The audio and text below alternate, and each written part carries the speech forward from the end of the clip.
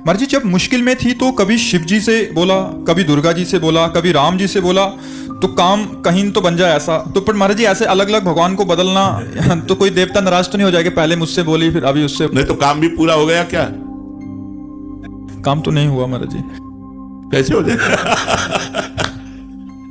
शिव जी को पुकारा तो वो देखने लगे, पहले को दूसरे को पुकारा तो शिव जी ने देखा वो दूसरे के पास जा। देखो हम एक आपको उदाहरण बताते हैं, अगर एक कुत्ता इस दरवाजे में पड़ा रहे कहीं जाए ना, तो उसका ना जाना हमको इतना प्रेरित करेगा कि वो एक दिन भूखा भले रह जाए, दूसरे दिन से भूखा नहीं रहेगा।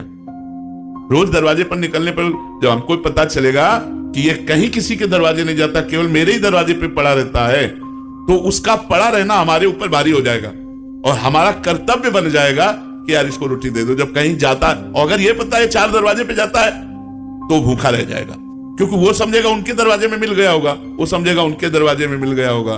तो इसीलिए हमको भगवान की अनन्य भक्ति करना चाहिए।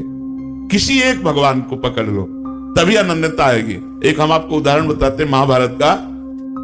उपमन्यु नाम के एक ऋषि थे, उनके पिता पहले ऋषि मुनि सब जंगल में वास करते थे, गृहस्थ होते हुए भी, तो वो कभी किसी से दान नहीं लेते थे। तो एक दिन उपमन्यु जी उस ऋषि के घर गए बालकों के साथ खेलते हुए, जिनके जजमान थे। तो वहां उनको सुंदर दूध पीने को मिला जो कभी जीवन में नहीं मिला था, क्योंकि जंगली फल मूल से गुजारा करने वाले ऋषि थे। उपमन्यु जी ने अपनी मां को आके कहा मुझे दूध दीजिए जैसा मैंने उनके घर में पिया। तो उनका तुम्हारे पिता किसी जजमान का दान नहीं लेते, इसलिए हमारे पास न गाय है, न सुविधा है, न दूध दे सकते हम आपको। वो हट कर लिए। तो एक जंगली चावल होता है, उसको पीस करके उन्होंने पानी में पिलाया कि लो। तो उनका नहीं, ये दूध नहीं है। तो उनका अगर तुम्हें दुग्ध ही पान करना है तो भगवान शंकर की आराधना कर। बड़े आवेश में कहा, और जो चाहेगा तुझे प्राप्त होगा। तो उनका माँ फिर मुझे आराधना का नियम बताओ। तो उन्होंने नियम बताया और पंचाक्षरी मंत्र उनको दिया। वो 10,000 वर्ष तक दाहिने पैर के अंगूठे केवल खड़े होकर पंचाक्षरी मंत्र हाथ उठा के जपते रहे 10,000 वर्ष तक। भगवान शिव प्रसन्न हो गए। बहुत वैसे तो आशुतोष है और डरदारी बड़े शीघ्र प्रसन्न होने वाले। अब उन्होंने परीक्षा ली, इष्ट परीक्षा भी लेता है। उन्होंने परीक्षा ली, वो देवराज इंद्र बन गए और नंदिकेश्वर एरावत हाथी बन गए, और जितने शिव पार्षद थे वो सब देवता बन गए, और अंबा जी भगवती पार्वती जी इंद्राणी बन गए।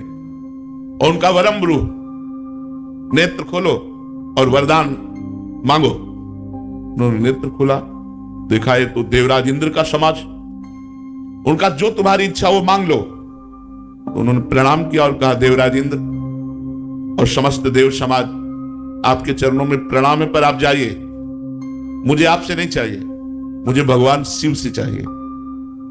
चूंकि भगवान शिव ही थे तो उपहास करने लगे। तो उनका सावधान, मैंने ना आपको बुलाया है, ना मैंने आपसे मांगा है, आप स्वयं आए हो तो हम आपको नमस्कार करके वापस भेज रहे हैं। पर यदि आप हमारे इष्ट की निंदा करेंगे तो आप ऐसा ना समझिए, हमारे इष्ट के मंत्र में इतनी ताकत है कि मैं एरावत सहित तुम्हें अभी भस्म कर दूंगा।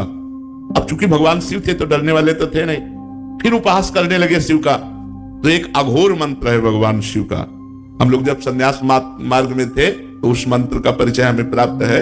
अगर ये सिद्ध हो जाए तो जो चाहे वो सो कर सकता है। तो उन्होंने तुरंत हाथ में जल लिया, जो ही अघोर मंत्र का संधान किया तो नंदिकेश्वर प्रकट हो गए, उस जल को रोक लिया और कहा इष्ट मंत्र से इष्ट पर प्रहार करते हो। तब देखा तो भगवान शंकर, पार्वती और समस्त पार्षदगण, तो उनका त्राहिमाम शरणागत वत्सल भगवान शिव रक्षा करो। हमने तो देवराज इंद्र समझकर प्रहार किया। बोले नहीं वत्स, मैं तुम्हारी परीक्षा लेने आया था कि देखें तुम एकनिष्ठ हो या केवल अपनी चाह पूर्ति करने वाले, जैसे आपने प्रश्न किया। अब बोलो क्या चाहते हो। तो उनका जो हमारी कामना थी उसकी पूर्ति होनी चाहिए। तो उनका क्षीर समुद्र से, जिसमें भगवान शयन करते हैं, उस क्षीर समुद्र से रोज तुम्हें दुग्ध आएगा, और अजरश्चैव अमरश्चैव, और जब तुम हमें याद करोगे मैं प्रकट हो जाऊंगा।